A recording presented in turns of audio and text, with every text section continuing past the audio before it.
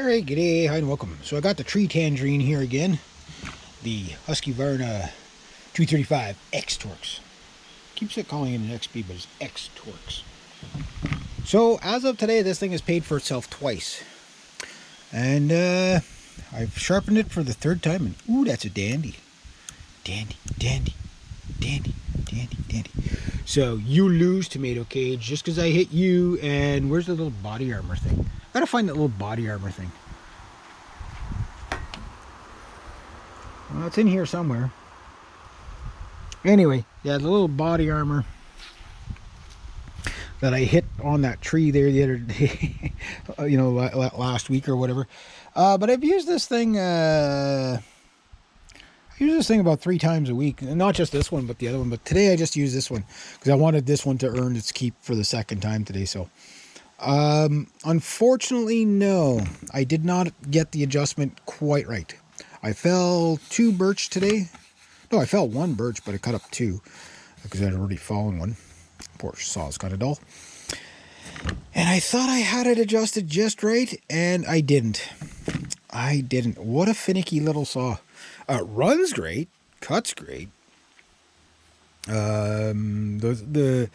I was cutting and I noticed that it was starting to do one of those things like, oh, give it one more sharpen, because like the last time I used it, I hit I filed off a couple of teeth via hitting the ground and hitting that mangly bastard Tomato Cage. What an evil Tomato Cage. How dare you do that to my chainsaw chain. It's like, oh no. And then you go to cut something after, and it's like, it doesn't want to cut. Which brings me to something that I haven't talked about. Well, this one's not too bad. Little tip that can save you a bit of money. Yeah, it's getting there.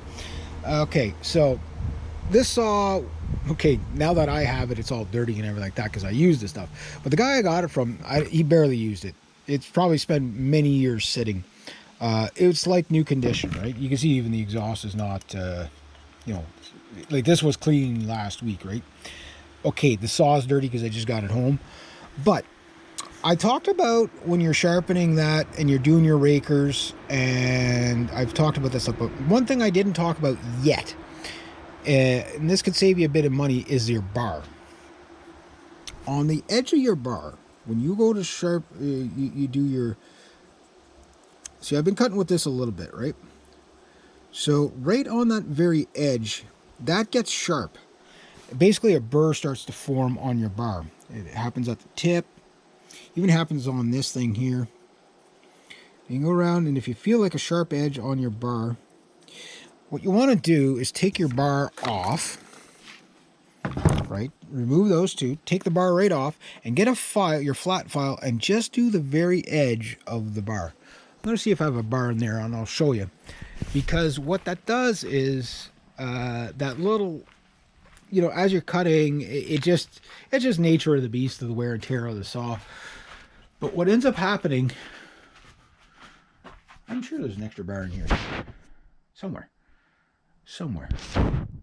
But anyway, what ends up happening is it creates that burr, and that, you wouldn't believe it, but you actually get, you know, because it felt, I did a stump today when I was just cleaning up, after I, you know, like a tree I fell last week. It's one of my ongoing clients, so whatever. But anyway, I felt a little bit of the edge starting to grab the tree a bit, and that's what happens, is that it grabs the tree, so when you file it off, I'm gonna look at that other saw too, a really rusty one in there. It helps your bar to smoothly go through the tree. Anyway, I just thought I'd share that tip. Now I'm going to look at some of these other chainsaws.